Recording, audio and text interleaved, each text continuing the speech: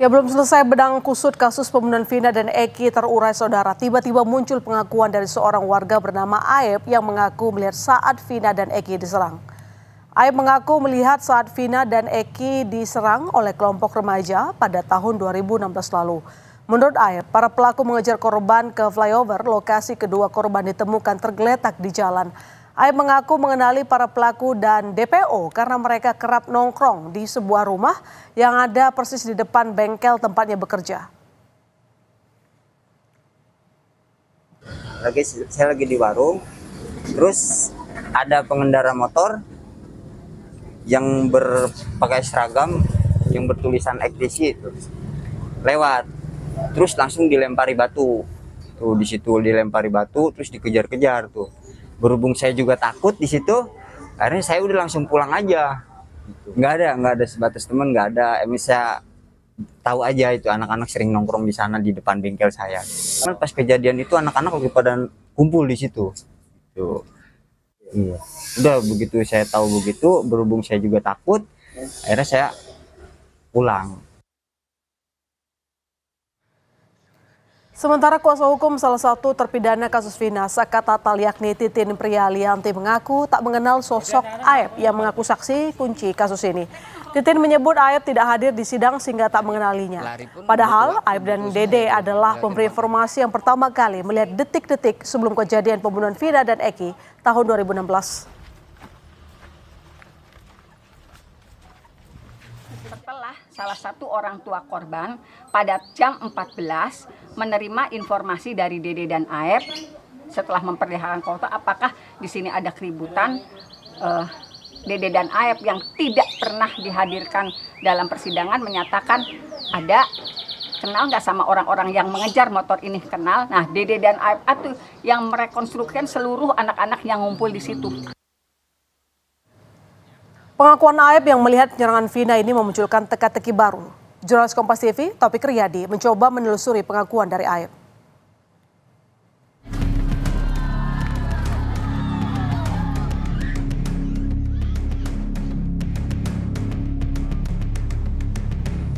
Titik awal penelusuran kami mulai dari warung Nining, tempat para pelaku pembunuhan Vina dan Eki berkumpul. Saudara, saat ini saya sudah berada di Warung Nining. Warung Nining ini merupakan tempat bagi para geng motor ataupun pelaku untuk melakukan pengeroyokan dan juga pembunuhan terhadap Vina dan juga kekasihnya Eki. Nining ini sudah ditinggalkan ini sejak penangkapan para pelaku pada tahun 2016 yang lalu ataupun sekitar 8 tahun yang lalu. Dan berdasarkan keterangan dari BAP maupun dari fakta persidangan mengatakan bahwa sebelumnya memang para pelaku ini berkumpul terlebih dahulu di Warung Nining sebelum akhirnya melihat Vina dan juga Eki di jalanan dan kemudian melemparinya dengan batu dan sampai akhirnya dilakukan proses pengeroyokan. Penelusuran kami lanjutkan mencari bengkel yang diakui tempat Aep bekerja. Tak jauh dari Warung Nining, sekitar 100 meter terdapat sebuah bengkel yang berlokasi di samping sekolah. Aep menyebut saat kejadian ia bekerja di tempat cuci mobil. Namun tempat tersebut kini telah berubah menjadi bengkel. Jika kita lihat melalui Google Street, dalam beberapa tahun tempat ini kerap berganti penyewa untuk dibuat tempat usaha seperti cuci mobil. Dan pada Maret 2023 lokasi ini menjadi tempat laundry. Sedangkan sekarang sudah berubah menjadi bengkel mobil saja. Di depan bengkel ini terdapat sejumlah warung, namun kami belum bisa memastikan di mana persisnya Aep melihat Vina dan Eki diserang. Kami mencoba bertanya dengan warga sekitar, namun tidak ada warga yang bersedia diwawancara. Saudara, saat ini saya sudah berada di depan Jalan Gang Bakti dan sebelah samping saya ini, atau sebelah kiri saya ini merupakan bengkel mobil yang dulunya merupakan tempat cuci mobil, di mana tempat saksi kunci bernama Aep ini bekerja. Dan saksi kunci bernama Aep ini mengatakan bahwa ia melihat secara langsung bagaimana proses pengeroyokan dari para geng motor ataupun pelaku ini kepada Vina dan juga kekasihnya. Dan dapat saya gambarkan, saudara, memang jarak dari Warung Nining kepada bengkel ataupun tempat cuci mobil ini ke tempat pengeroyokan ini jaraknya memang sangat berdekatan. Dan memang kasus kematian dari Vina ini masih menjadi misteri.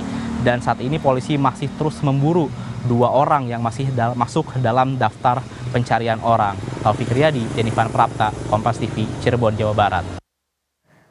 Ya, perkembangan terkini soal teka-teki kasus pembunuhan Vina dan Eki, kita terhubung dengan jurnalis Kompas TV Muhammad Syahrir Romdon di Cirebon, Jawa Barat. Arai, pengakuan Aib ini menjadi sorotan. Apakah nama Aib memang kerap disebut di BAP? Sudah ada konfirmasi begitu dari pihak kepolisian? Ya, baik Ilona, di studio memang nama AF dan Dede itu muncul pertama kali pada saat kasus ini mencuat.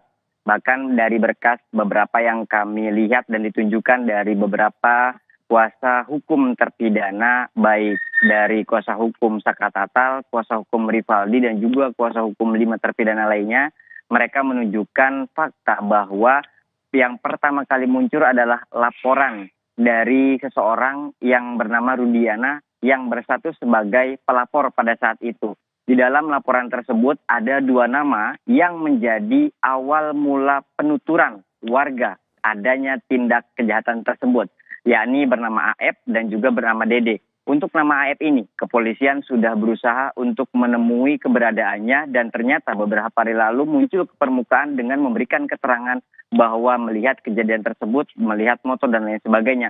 Namun ada satu pertanyaan lagi, di manakah keberadaan Dede sampai saat ini? Apakah juga memang pengakuan antara AF dengan Dede sama atau seperti apa? Kami masih belum mendapatkan keterangannya. Begitupun kami belum mendapatkan laporan secara resmi dari kepolisian, Ilona, karena sampai saat ini kami masih belum dapat keterangan secara gamblang dan secara utuh terkait duduk perkara ini dari awal sampai penanganan saat ini, Ilona.